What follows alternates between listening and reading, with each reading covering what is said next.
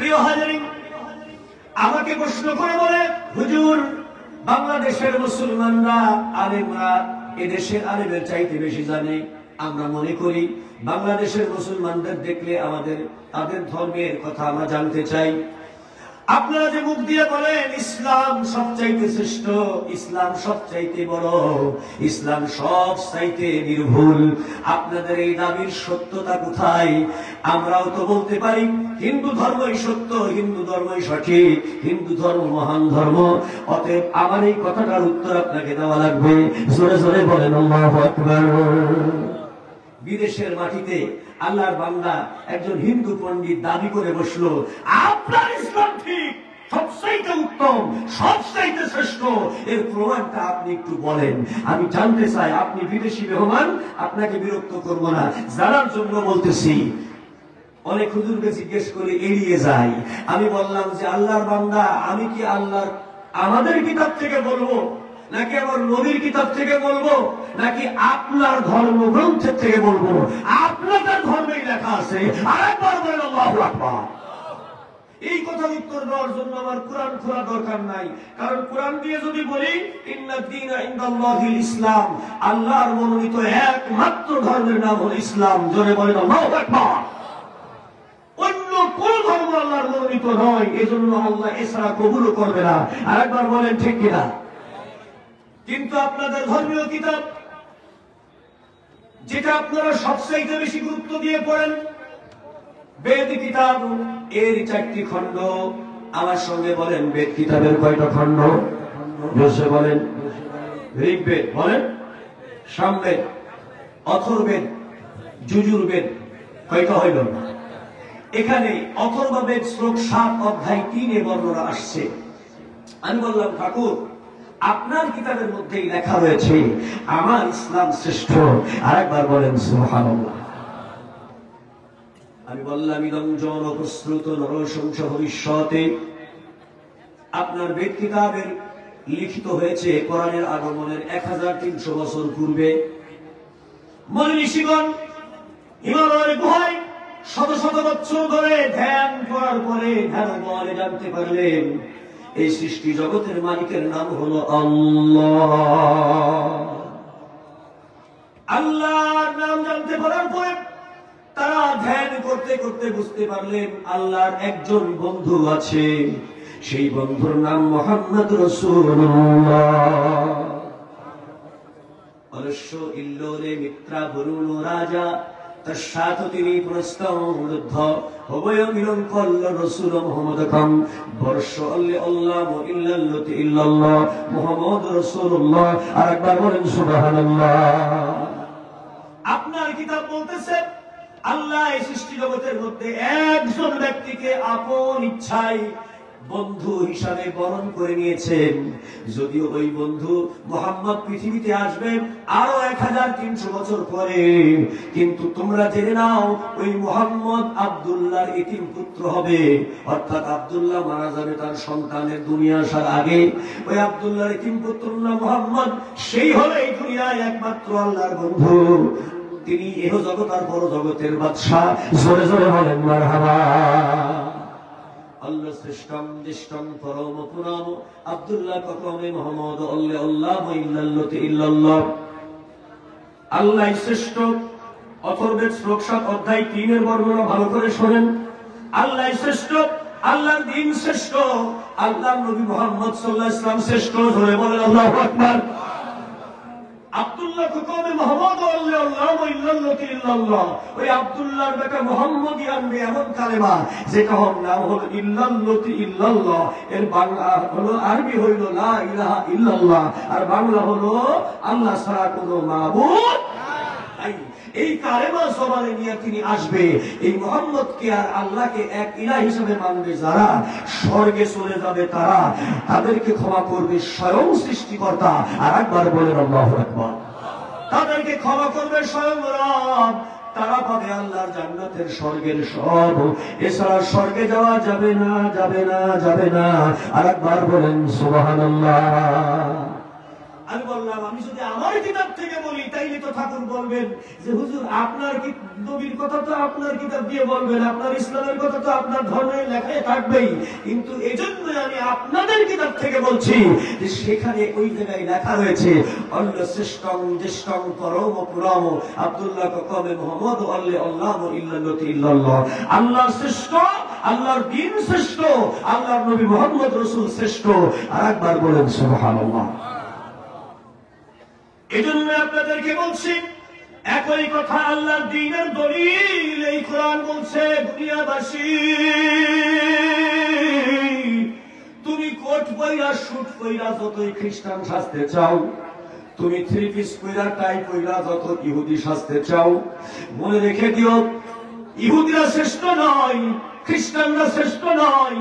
তুমি যদি পৈতা পৈরা ধুতি পৈরা যদি ব্রাহ্মণ সাজতে চাও, আর তুমি হিন্দুদের মতো যদি কোনো কাজ আদর্শ মেনে যদি মনে করো হিন্দু ধর্ম শ্রেষ্ঠ, মুশরিকরাই মনে হয় শ্রেষ্ঠ, না না না না না, মনে রেখে দিও তুমি এমন একটি কিতাবের দিন গ্রহণ করেছো যার মধ্যে কোনো ভুল নাই।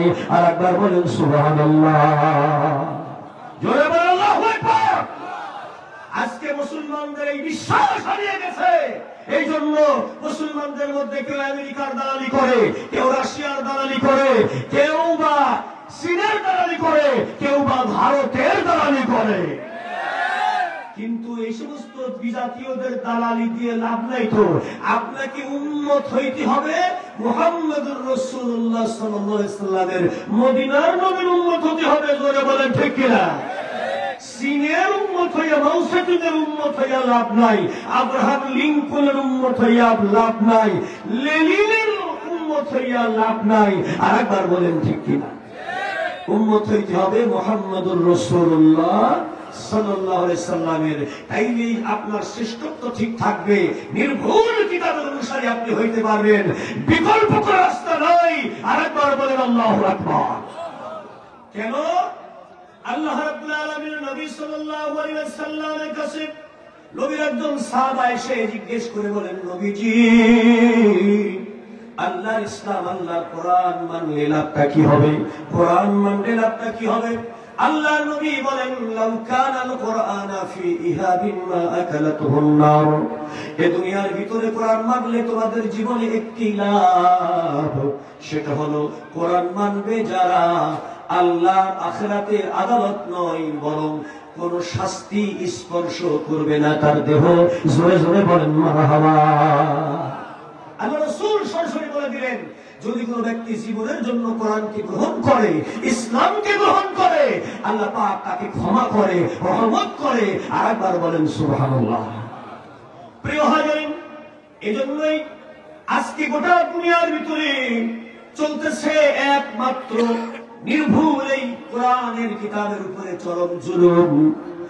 জুলুম চলতেছে কোরআনের উপরে, জুলুম চলতেছে গোটা দুনিয়ায় কোরআনের অনুসারীদের উপরে, জুলুম চলতেছে গোটা দুনিয়ার ভিতরে কোরআনের নবীর উম্মতদের উপরে। যেদিকেই যাইবেন সেখানে দেখবেন জুলুম আর জুলুম। আর একবার বলেন ঠিক কিনা?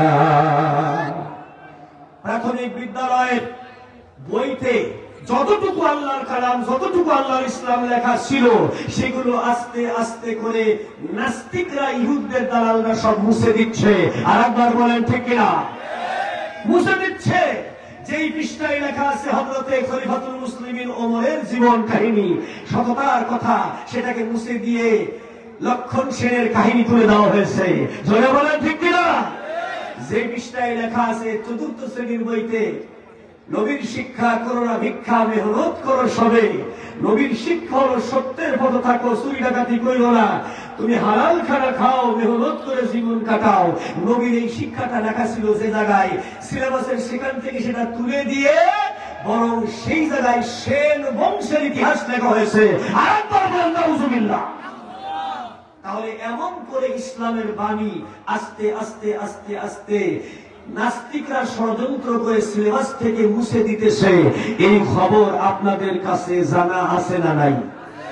আরো জোরে বলেন, জানা আছে না নাই? ইসলামী জালসায় বসে ইসলামের বিরুদ্ধে ষড়যন্ত্র হচ্ছে, এইটা যদি আপনি না বোঝেন, এইটার মোকাবেলায় যদি আপনি আওয়াজ না উঠান, তাহলে ইসলাম একদিন চোখের সামনে ডুবে যাবে। তখন কিন্তু ইসলামকে আর আপনি এদেশে উত্থান করাইতে পারবেন না। আরেকবার বলেন ঠিক কিনা? আরেকবার বলেন ঠিক কিনা? এই জন্য বাংলার জমিনে সেই নাস্তিকের বাচ্চাগুলো আল্লাহর ইসলাম এবং কোরআনের লিখা, কোরআনের পড়া, কোরআনের আদর্শ এবং ইসলামকে আস্তে আস্তে করে প্রাইমারি থেকে মুছে দিচ্ছে, হাই স্কুল থেকে মুছে দিচ্ছে, এমনকি মাদ্রাসার সিলেবাস থেকেও ইসলাম বিদায়ের ষড়যন্ত্র করছে।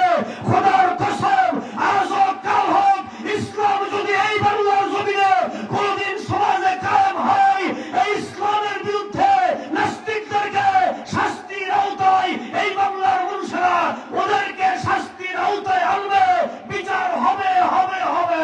সূরা বলা ঠিক কিনা?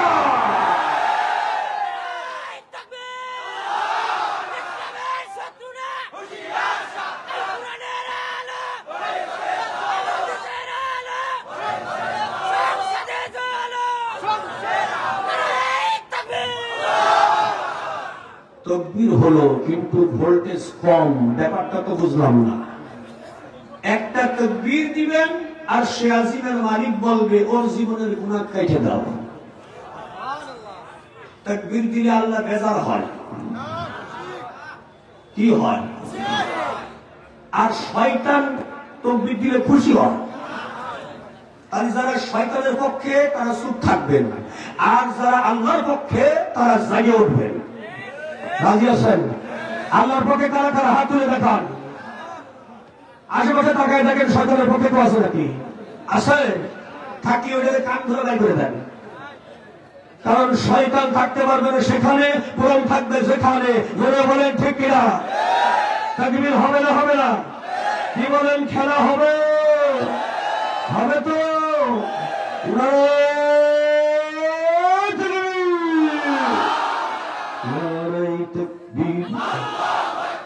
আর কোরআনের আলো সবার দিলে জানো, কোরআন আছে যেখানে, নবী আছে যেখানে, কোরআন নেই যেখানে, ইসলাম নেই যেখানে,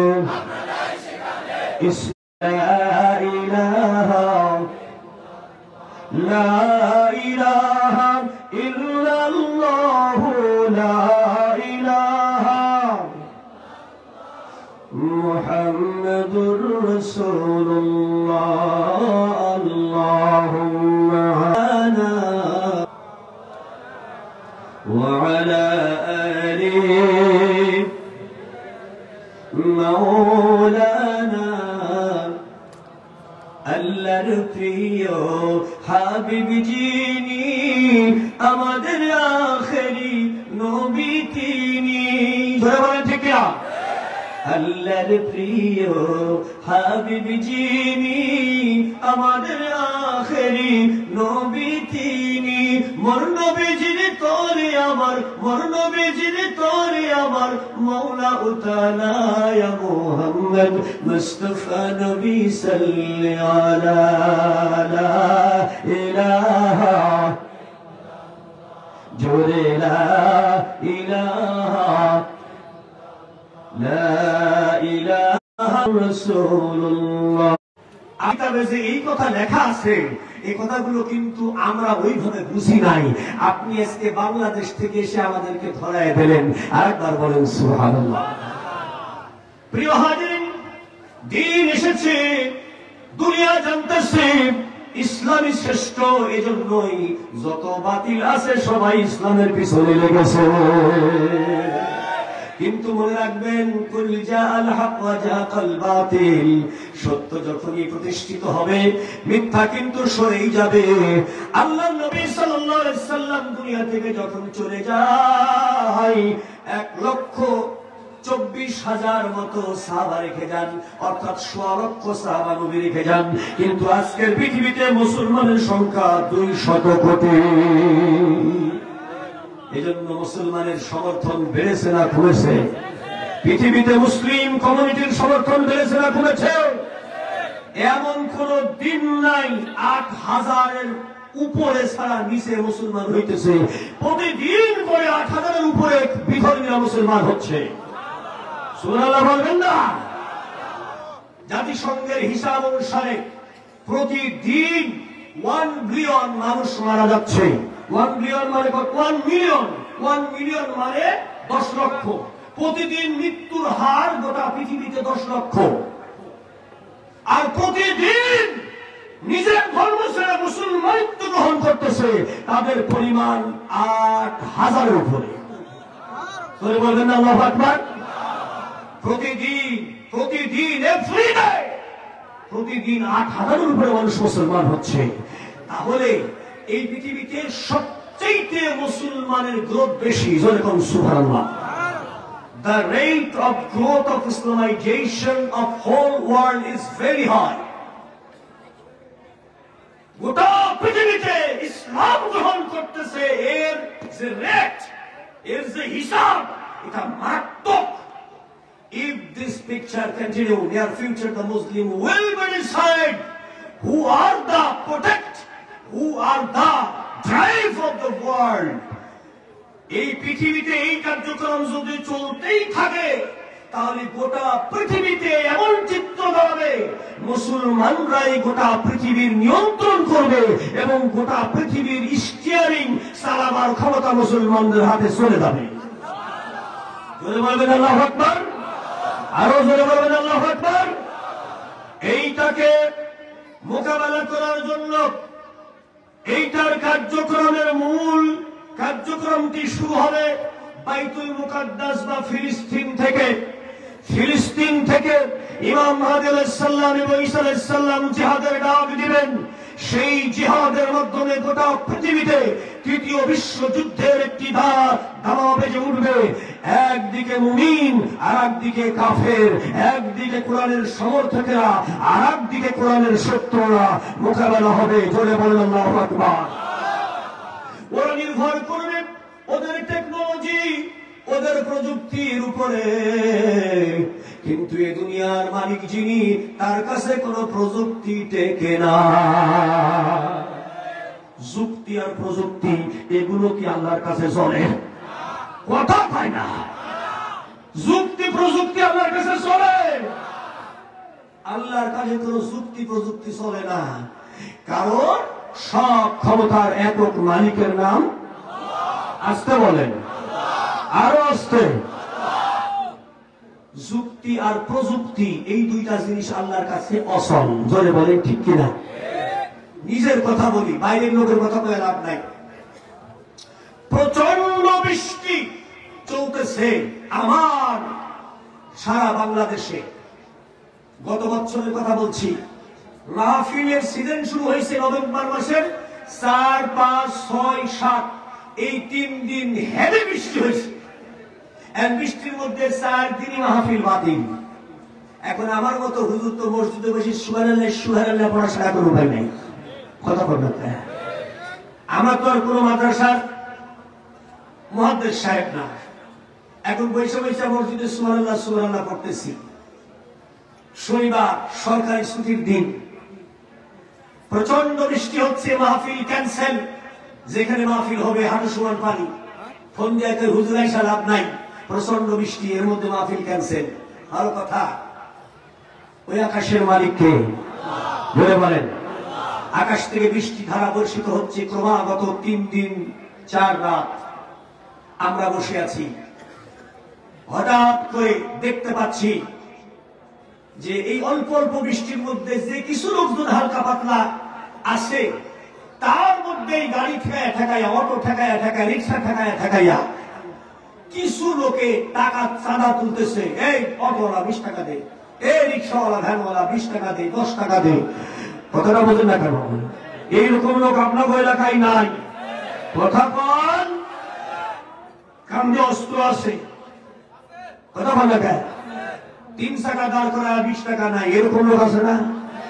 2 টাকা দাঁড় করা 10 টাকা নাই, কথা বল না কেন? আপনার এলাকায় নাই? হ্যাঁ, আমরা ফরিদপুরে এরকম লোকজন নাই। খুব খেয়াল করতে হবে। মাজায় পিস্তল আছে, এই পাশে ফুল আছে, এই পাশে ফুল আছে। আল্লাহর বান্দা ইতিমধ্যে এইগুলো টাকা নিতেছে, কথা বুঝতেছেন তো? হ্যাঁ, 10 টাকা 20 টাকা দে দে দে দে দে দে দে। এরা কারা? মনে হচ্ছে বাংলাদেশ জাতীয় ভিখারি কমিটির সদস্য, সবার কাছ থেকে টাকা নিতেছে। নাউজুবিল্লাহ কোন। আসলে এটা তো তার দায়িত্ব না। আকাশের উপরে ধাম ধাম করে যখন বিদ্যুতের গতি একটা বিজলি চমকাইলো, আর এমন জোরে জোরে আওয়াজ তুলে যখন বিদ্যুৎ চমকাইতে লাগলো, এইটা আপনার পাবনার ভাষায় কি বল? কি পড়া? হ্যাঁ, কি পড়া? ঠাডা পড়া। যাক, বুঝলাম ডাক্তার আপনার এলাকার লোকদের উপরে ঠাডা পড়া। উপরের থেকে দাম দাম আওয়াজ হইয়া এমন বিদ্যুতের একটা গতি চলে গেল, পুরা সদরঘাট এলাকাও সাদা ধবধব হয়ে গেছে। আবার ফোকাস মেরে দিল। কানের মধ্যে আঙুল দিয়া পিস্তল আলাও বুট জুতি নিয়ে দৌড় দিয়া মসজিদে উঠছে, রাইফেল আলাও দৌড় দিয়া মসজিদে ওযুখানে উঠে পড়ছে। জোরে করে আল্লাহু আকবার। আমার মসজিদের ওযুখানা পরিষ্কার করে যে খাদেমরা ঝাঁটা হাতে নিয়ে বলছে,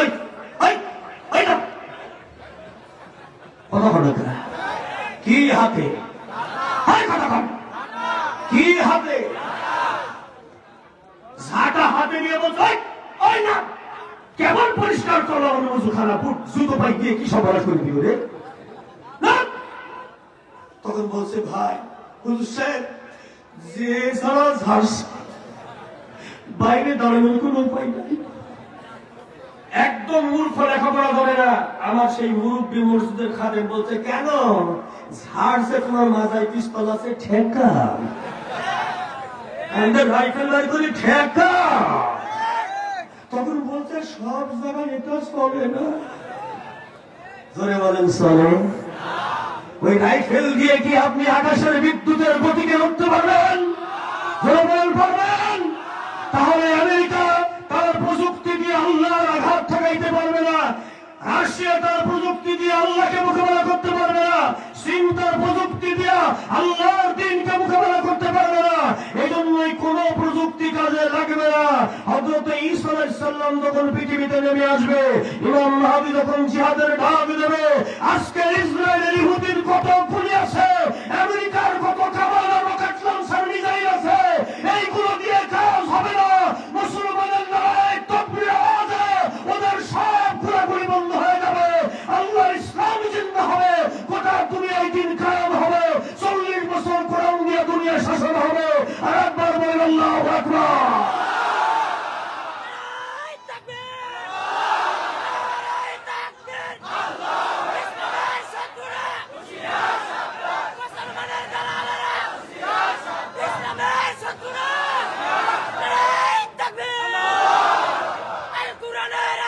আল্লাহ কবুল করেন, জোরে বলেন আমিন। ভালো করে কথাটা বুঝে নেন। আজকের আমেরিকা এই জন্যই গোটা পৃথিবীতে দেশে দেশে মুসলমানদের দেশে অবরোধ দিতেছে। মুসলমান যে দেশে বেশি তাদেরকে দিতেছে কায়দা করে ভাসাইয়া। ভারতের আজকের ইসরায়েলের ইহুদির বাচ্চারা মুসলমানদের উপরে অত্যাচার করছে নির্বিচারে ফিলিস্তিনে। জোরে বলেন ঠিক কিনা? কারণ এই ফিলিস্তিনে হবে কোরআন দিয়া 40 বছর যে গোটা দুনিয়া শাসন করা হবে, তার ঘাঁটি হবে আজকের ফিলিস্তিন। এই জন্য এখানে টার্গেট মূলত ইসরায়েলের ইহুদি বাহিনী যুদ্ধ করছে না, মূলত আমেরিকা যুদ্ধ শুরু করেছে। জোরে বলেন ঠিক কিনা? মুসলিম বাহিনী মূলত আমেরিকার মোকাবেলা করছে। জোরে বলেন ঠিক কিনা? আমাদের বাংলাদেশ থেকে রাষ্ট্রীয়ভাবে বলা হয়েছে, হে ইহুদিরা, নিরীহ মুসলমানদের ফিলিস্তিনিদেরকে তোমরা মেরো না, সাবধান, নিরপরাধ মানুষকে তোমরা হত্যা করো না।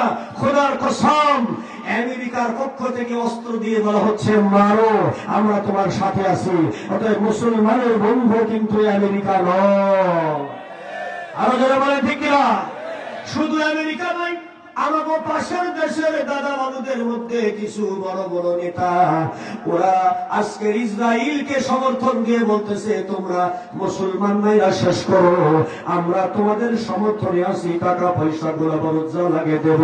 খোদার কসম করে বলি, আমার নবী আজ থেকে 1400 বছর আগেই বলে গেছে, যালিকাল কিতাবু লা রাইবা ফি, এই কিতাবে যা যা ঘোষণা দিলাম একটি কথাও মিথ্যা নয়, মিথ্যা নয়। আল্লাহ রাব্বুল আলামিন বলতেছে প্রতি রাকাতে রাকাতে, ওই মুসলমান বাংলা ভালো করে শুনে নাও, প্রতি রাকাতে রাকাতে তোমাকে শেখানো হচ্ছে গায়রিল মাগদুবি আলাইহিম ওয়ালাদ-দাল্লিন।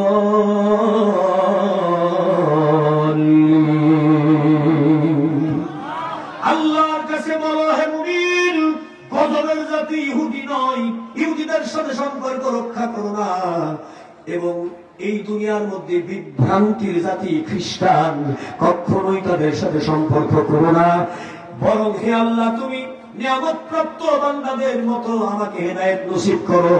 ইহদিনাস সিরাতাল মুস্তাকিম সিরাতাল লাযিনা আন'আমতা আলাইহিম, যেই পথে চললে তোমার নিয়ামত পাওয়া যায়, ওই নিয়ামত প্রাপ্ত ব্যক্তিদের মতো আমাকে তুমি দুনিয়ার মধ্যে চালাও। প্রতিটি মুমিনকে এটাই শিক্ষা দেওয়া হয় সূরা ফাতিহায়। আর একবার বলেন সুবহানাল্লাহ। হযরত ওমর হলো নিয়ামত প্রাপ্ত ব্যক্তি, হযরত আবু বকর হলো নিয়ামত প্রাপ্ত ব্যক্তি, হযরত আলী হলো নিয়ামত প্রাপ্ত ব্যক্তি। জোরে বলেন আল্লাহু আকবার। নবী এবং রাসূলদের পরে এই দুনিয়ায় নিয়ামত প্রাপ্ত ব্যক্তি হইলেন তারা। আল্লাহ রাব্বুল আলামিনের এই দুনিয়ার ভিতরে নিয়ামত প্রাপ্ত ব্যক্তি হইলেন তারা, হযরত আবু বকর ও ওসমানের মতো যারা। জোরে জোরে বলেন সুবহানাল্লাহ। এজন্য তাদেরকে নাম বললেই বলা হয় আবু বকর রাদিয়াল্লাহু তাআলা আনহু, ওমর রাদিয়াল্লাহু তাআলা আনহু, ওসমান রাদিয়াল্লাহু তাআলা আনহু। কারণ আল্লাহ যাদের উপরে রাজি হইছে এই নিয়ামতটা তারা পেয়ে গেছে। জোরে বলেন সুবহানাল্লাহ। এজন্য একজন কবি কত সুন্দর করে বলেন, খোলাফায়ে রাশিদার সোনালী দিন কেন যে ফিরে আর আসে না, সকলে পেতার অধিকার কেন যে প্রাণ খুলে হাসে না। খোলাফায়ে রাশিদার সোনালী দিন কেন যে ফিরে আর আসে না, সকলে পেতার অধিকার কেন যে প্রাণ খুলে হাসে না। কত যে দুঃখে ভরা দুনিয়া,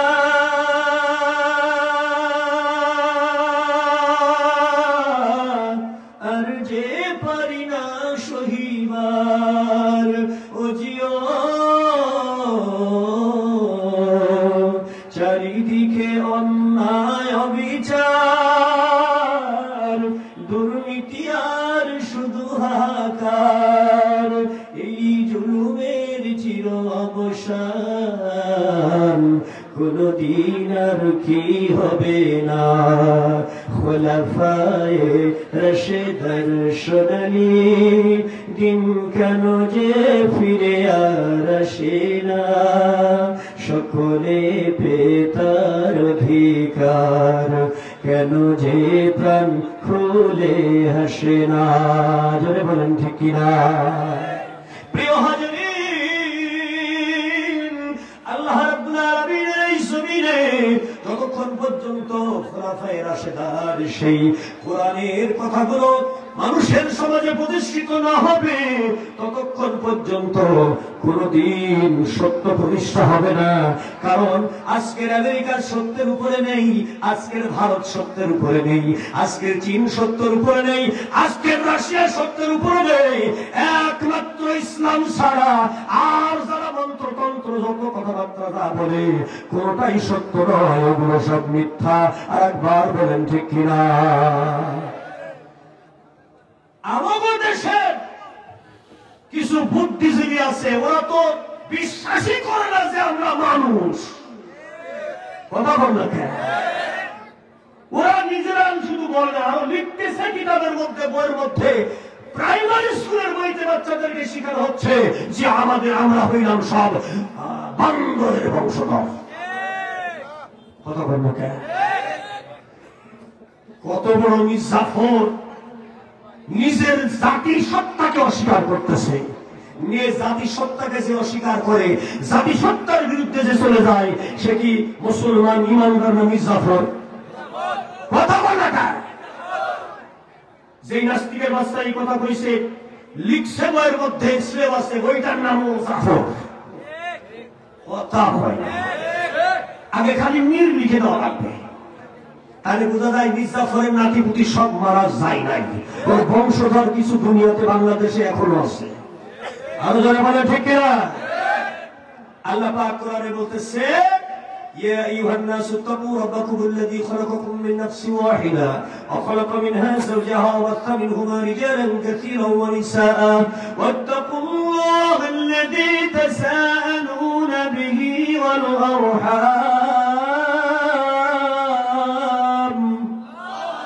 ইন্নাল্লাহা কানা আলাইকুম রাকীবা।